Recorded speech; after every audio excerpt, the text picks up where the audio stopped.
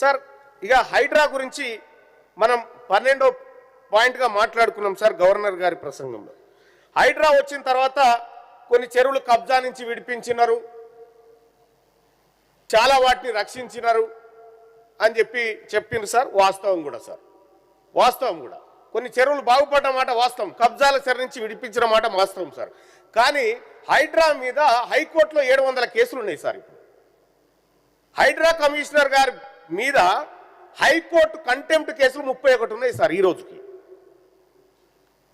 హైడ్రా కొంత అత్యుత్సాహంగా పనిచేస్తుందా ఏందనేటువంటి ఒక వాదన వినిపిస్తా ఉంది సార్.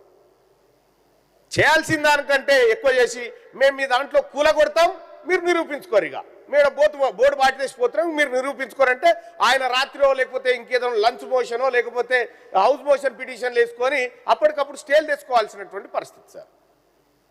అంటే ఈ విచ్చలవిడితనం కూడా హైడ్రాకు మంచిది కాదు సార్. మంచి ఏంది చెడేంది అనేది చూసుకోవాలి. హైడ్రా అవసరం సార్, మేము కాదంటలేము, రక్షణ అనేది అవసరం సార్.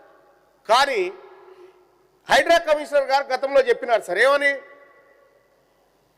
మేమే అడిగినాం, చాలామంది అడిగితే ఫాతిమా కాలేజీకి సంబంధించి అందులో విద్యార్థులు చదువుతున్నారు, అది ఇప్పుడు వాళ్ళ దృష్ట్యా విద్యా సంవత్సరం అయిపోయిన తర్వాత చేస్తాం అనేటువంటి మాట చెప్పినారు సార్. విద్యా సంవత్సరం అయిపోయింది, మళ్ళా విద్యా సంవత్సరం అయిపోయింది. ఫాతిమా కాలేజీకి ఓ న్యాయం, మిగతా వాళ్ళకి ఇంకో న్యాయమా సార్? ఇది ఎక్కడి కథ సార్? చెరువులు కాపాడబడితే అన్ని చెరువులు కాపాడబడాలి కదా. మనకు అనుకూలమైన వాళ్ళ చెరువులు వాళ్ళు కబ్జా పెట్టుకున్న చోట కాపాడమంటే కుదరదు కదా సార్.